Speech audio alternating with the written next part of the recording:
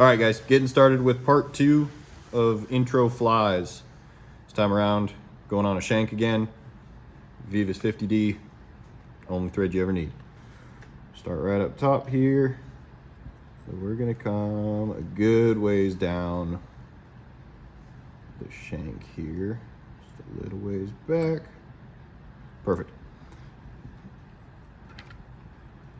All right, so first thing we're gonna talk about in this video, setting lead eyes.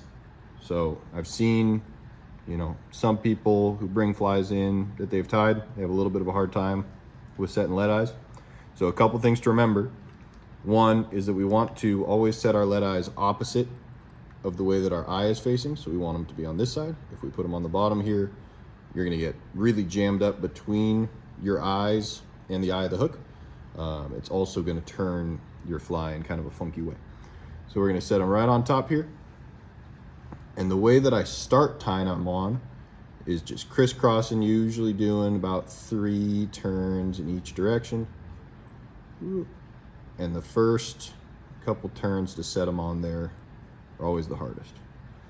We go 3 or 4 turns back the other way, 3 or 4 turns back the other way, a couple more. Now, one trick that I like to use as well is actually wrapping around the base of the eyes. And what that'll do is it'll bring all that thread together from when we were crisscrossing, really get it good and anchored down. Those aren't going anywhere. These are also kind of a V-cut lead eye. If you're using something flat, like these guys, for example, there's a little bit more space. You have to use a little bit more thread just to fill in those gaps and make sure they set really nice and tight up against your shank. Alrighty, gonna throw a little more thread down for our next little tip. What is squeaking? All right, up next, we're gonna talk setting intruder wire. Everybody's got their favorite way. My personal favorite is to go down one side of the shank, and this is pretty open wraps. We don't have to add a ton of pressure right here. And then I like to move my thread about halfway, and this is to capture that other side. What I'll do is make my loop the size that I want it. We're gonna be putting, I don't know, probably size 1 hook on this, so I'll make a little bit bigger loop. And then I like to trim wire to length. So then what I can do is just fold it right over, match it on that other side. See, I've got a little bit too much there still, so I'll just trim it. There we go. How's that look? That looks about right. Take it right in the middle there, tie it in, work my way up towards the eyes, and then work my way back down my side of the shank. That'll keep everything nice and straight. Nice little loop. And then from there, what I like to do is go over it, a couple passes, a little bit more pressure every time. Make sure you bite into that vinyl coating there on your intruder wire. That's what's gonna keep it from slipping when you hook that 20-pound steelhead.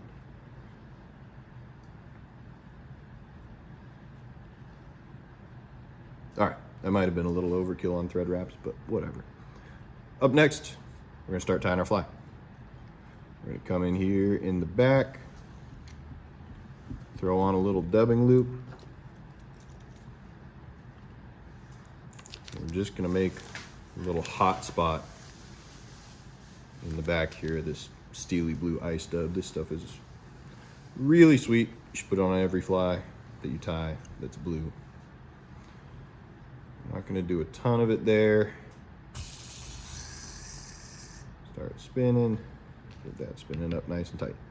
So from here, I'm actually gonna go through with my bodkin and pick it out a little bit. Get a nice kind of fan to it. Add a little bit more. I'm gonna just throw it in there, touching wraps, moving forward.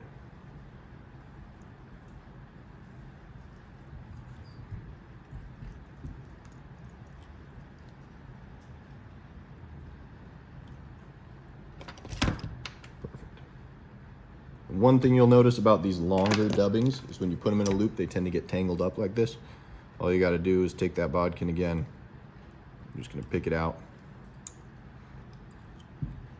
And this dubbing as is a little bit longer than I like it. So I'm just going to trim it about right there. Give it a little bit of flash out the back there. Tie down the stragglers. I'm going to move my thread up about halfway. Right to the middle. Up next, we are going to tie in a little bit of wire. This is just blue ultra wire. I think it's size brassy.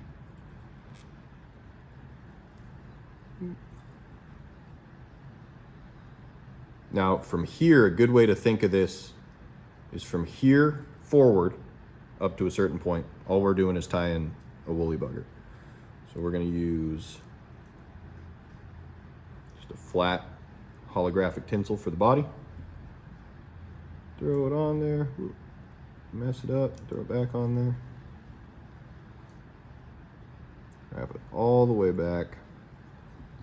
We've got our wire and our body tied in. So now we're gonna just tie our body. But what we wanna make sure of is that we leave a little gap here in the front. So that's where our Marabou's gonna go. This one.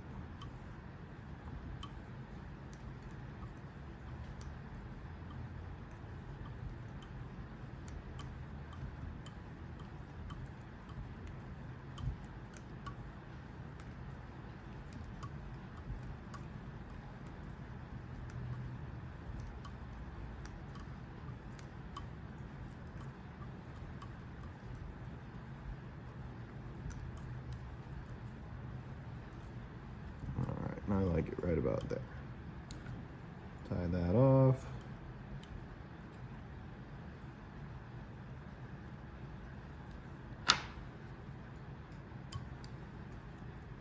There you go. So you got, all right, so we got that body done. Got our wire tied in, got a little hot spot on the butt.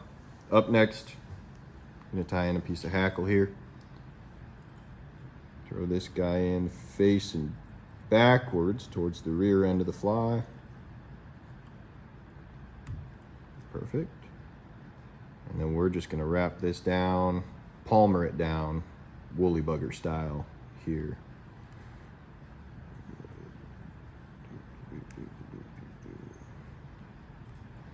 Perfect. Now the trick here at the bottom is we're gonna counter wrap it with this wire.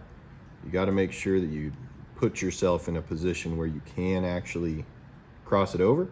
So what I like to do is get my hackle in my left hand, wire in my right, make that first wrap when I'm holding on to both of them. That'll keep you from slipping too bad or losing your feather or all kinds of things that can happen. Perfect. Just gonna jam up through those, counter wrapping as we go. Get up in front, cinch those off.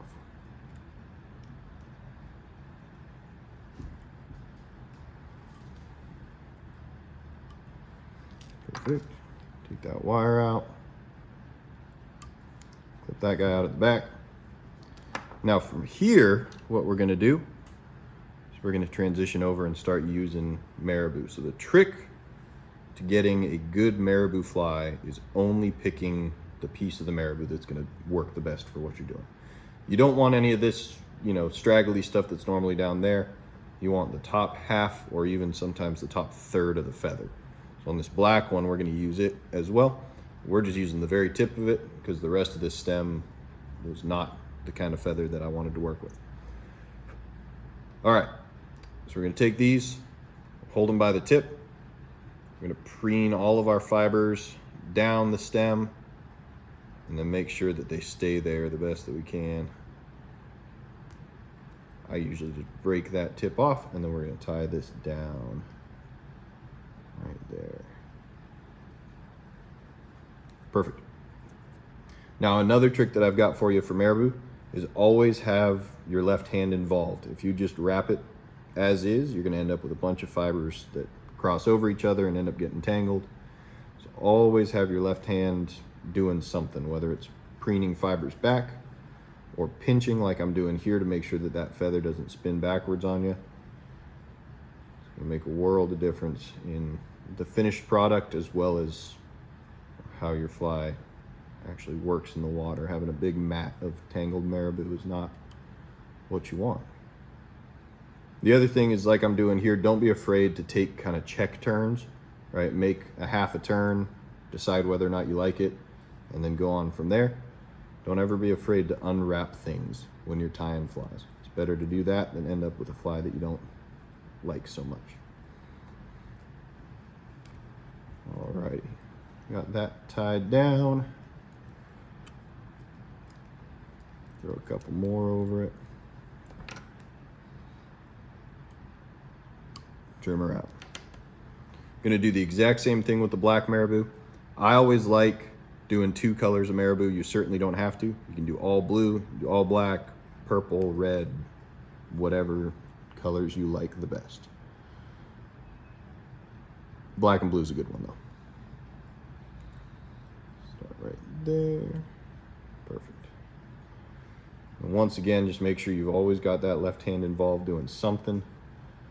Making sure your fibers aren't getting tangled up, wrapped around each other.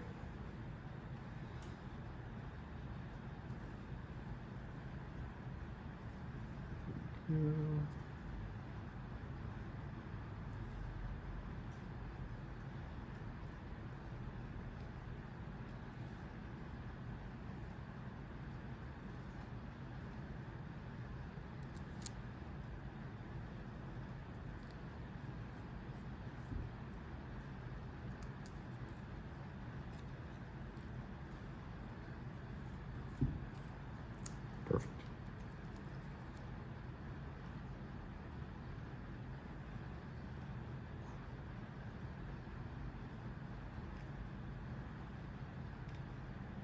There we go. That's the kind of stuff that can make marabou flies just a little bit frustrating. All right, got that good and tied in. We got our 2 colors of marabou, nice little body, nice little hot spot on the back. So now what we're gonna do to make these last couple of steps easier, so we're just gonna take that fly, we're gonna invert it in our vise. That way we're looking at it the way that it'll actually be sitting, which is with those lead eyes on the bottom, hook eye pointing up. All right, up next, adding our flash. I'm gonna show you a good trick for adding flash here that'll make it set nice and even on your fly. So we're using lateral scale here. What we're gonna do is I've got 6 of them. Looks like I've got 6 strands. So what we're gonna do is we're gonna take them about 50-50. Just split them up with a little gap in the middle, and that gap is going to go right on our hook eye. Half of the fibers on top of the lead eyes, half of the fibers below. So all we need to do now, take a turn or 2 or 3 on the top, and then take those fibers of flash, pull them down around your lead eyes, throw a couple more turns on.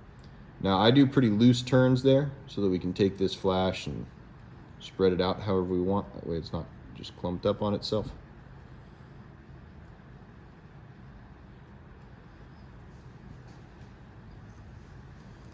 Perfect. Sitting a little funny. Alrighty, that looks about the way I want it. Now from here, you could totally be done with this fly. I'm gonna add one last little feather just to clean it up on the end. This is blue silver pheasant. I always like doing just a little bit shorter finish feather. It, kind of keeps everything contained, keeps it protected. The other thing is without it, a lot of times that marabou gets a little bit ratty. It gets wrapped up around the eyes, or a whole host of things can happen that make your fly look not as nice. Just gonna take these guys, get them out of the way. And then once again, left hand always pulling fibers back, doing something. We're just gonna take that, wrap it up towards the front of our fly.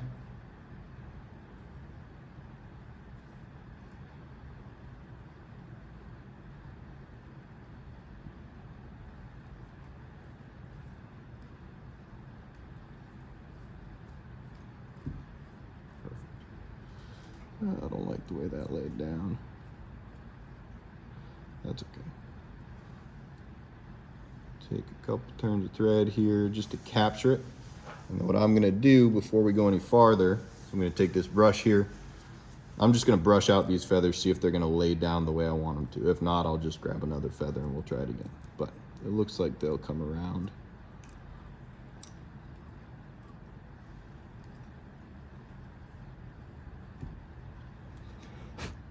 All right, so we're gonna actually wrap that, tie it off, trim out that stem there, throw a whip finish on it, and then you are done. Covered up my whip finisher. All of my scraps. There we go. So, super simple, easy, fast to tie, Marabou swing fly. Tie this in, big and heavy, dark colors like we're doing here. It's great, intro winter bug. You can do it in a little bit lighter colors, a little bit lighter weight.